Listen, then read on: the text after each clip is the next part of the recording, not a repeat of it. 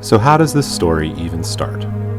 A simple farm, made to hand new players bread and melons, leading to the grief of one of the biggest bases on the server and the ban of the player who owned the gunpowder market. We go back a few months on a humble vanilla Minecraft server called VanillaCraft.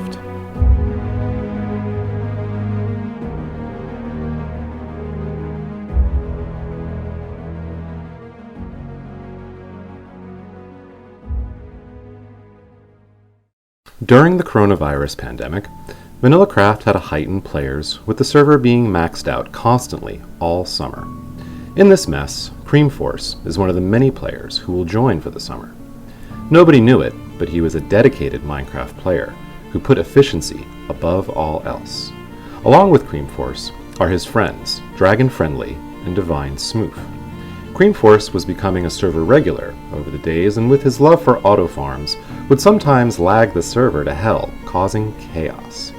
He was quite active in the in-game chat, which boosted his popularity, but then Creamforce and his friends would undergo a project that would change the gunpowder market forever, and be known as the first massive gunpowder farm on VanillaCraft. These three become known as the Boomers.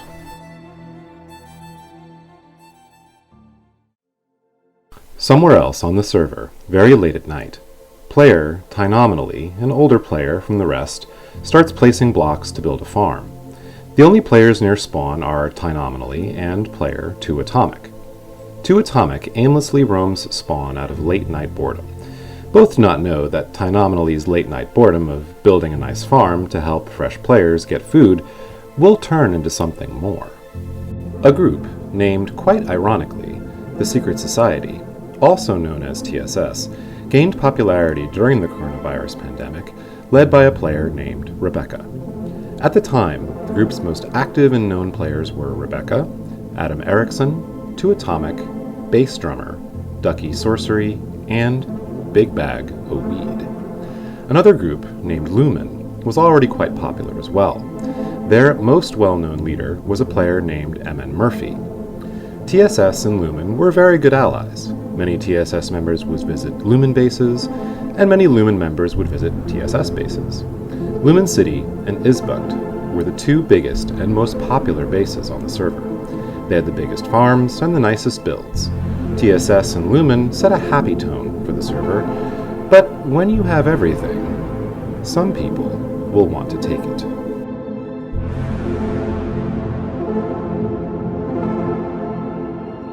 Tynominaly's spawn farm gained popularity amongst the players, and they loved the idea. Spawn farm would get bigger and bigger, and people would learn to care for the farm and protect it. Tynominaly had not touched spawn farm since the little bit of it that he had built. The project was no longer his, and he did not care for it. The players cared too much, though. A popular term used throughout the time was replant or die. The farm wasn't necessarily a bad thing. It gave new players food, but player Creamforce showed much discontent regarding the spawn farm. He believed it attracted weaker players to the server, and that strong ones who don't need the spawn farm would find food on their own. Players did not agree with Creamforce, and they advocated heavily for the spawn farm to remain.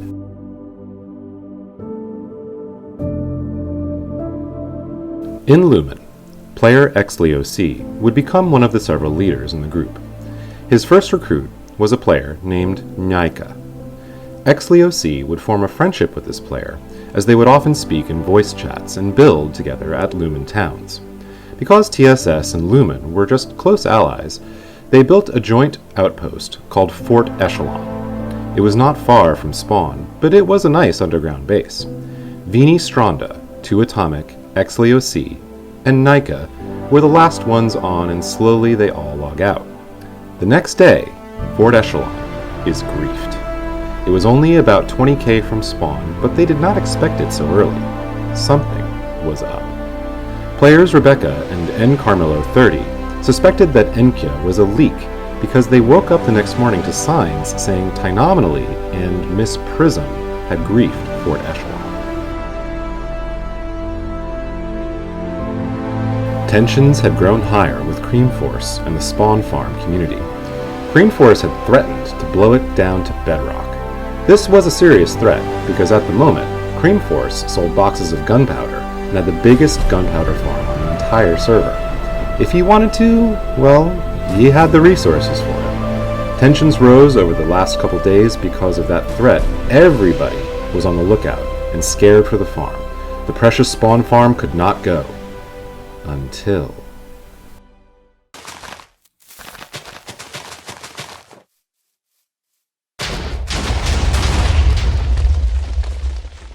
Two Atomic, XLEOC, and Q were the first ones to kill themselves to go back to Spawn Farm after seeing the deaths in the chat and warnings that Cream Force, Dragon Friendly, Divine Smooth, plus Martinez, their friend, who was just on to grief, were there blowing up Spawn Farm with TNT. Then, a battle happens. Combatants Q, 2 Atomic, Vini Stronda, XLEOC, and Wordia 3 all charge into battle to attack the Griefers. The Boomers wanted unforeseen destruction done to Spawn Farm, where they could not rebuild. They had the TNT and the resources, and today, their goal was for Spawn Farm to hit bedrock.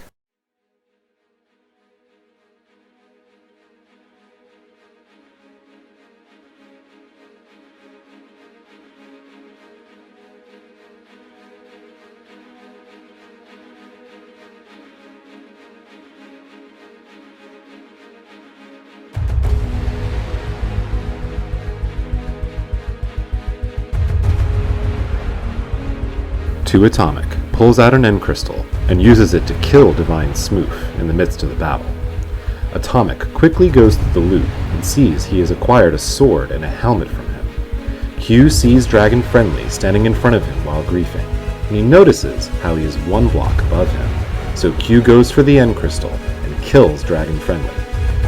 Vini Stronda and Cream Force have been sword fighting for ages, while the other fighters try to stop the other griefers. Vini ends up popping multiple totems of Cream Force and even making his helmet break. Frightened Cream Force decides to combat Log. Vini traps his logout spot and waits. The protectors of Spawn Farm have won. Spawn Farm is not even a fraction close down to bedrock. Cream Force uses an Ender Pearl, suspended in midair, due to unloaded chunks to retreat back to his base. People in the voice chat celebrate. Spawn Farm is quickly rebuilt in the next hour or two by the community, and the Spawn Farm stays strong. But Cream Force swears this is not the last attack, and he kept his word.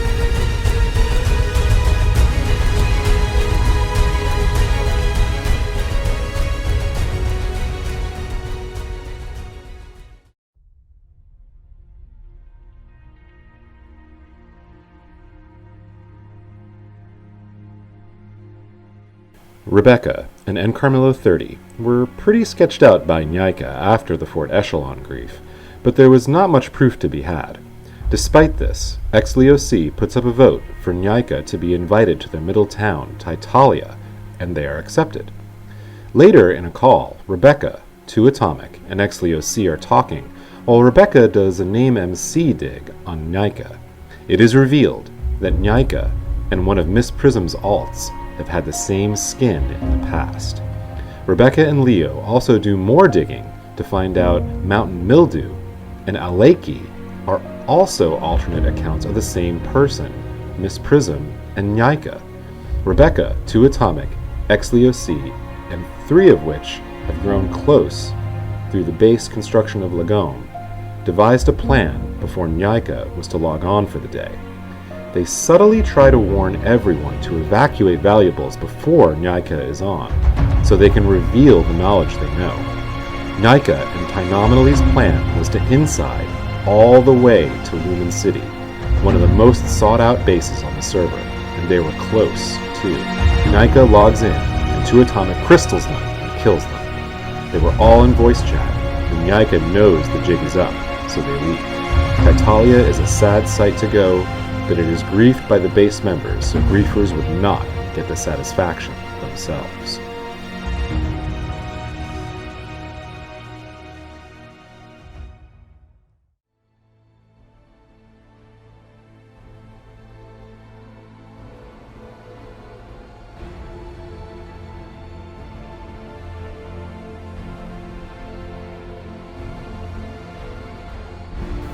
Fast forward, about a month later. TSS is still on their feet, and Lumen is doing well after their griefs. 2 Atomic is flying around spawn around 2 a.m. when nobody is on. All 3 of the boomers kill themselves to go to spawn. Atomic panics and begs others to log on to be able to help protect. But nobody else is around. Atomic is not ready to see Spawn Farm go, so with skill, haste, and a cocky attitude, Atomic charges in to stop the grief.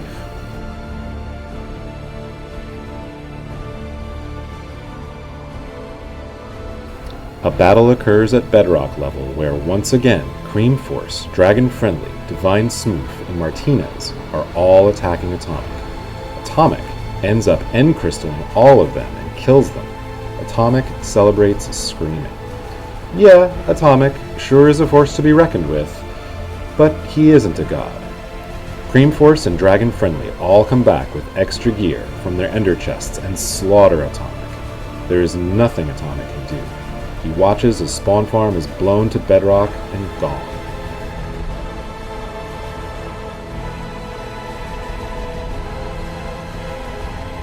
Atomic logs out and is not seen for the next 2 weeks.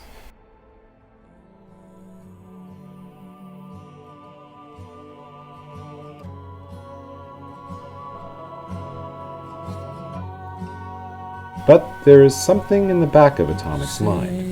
In the heat of the battle, he had a map of Isbot, the capital of the secret society. Atomic contacted other members, but they assured him it was fine because to use the map, they would need to use an exploit which is not allowed on VanillaCraft, and they would know immediately if they did use the map.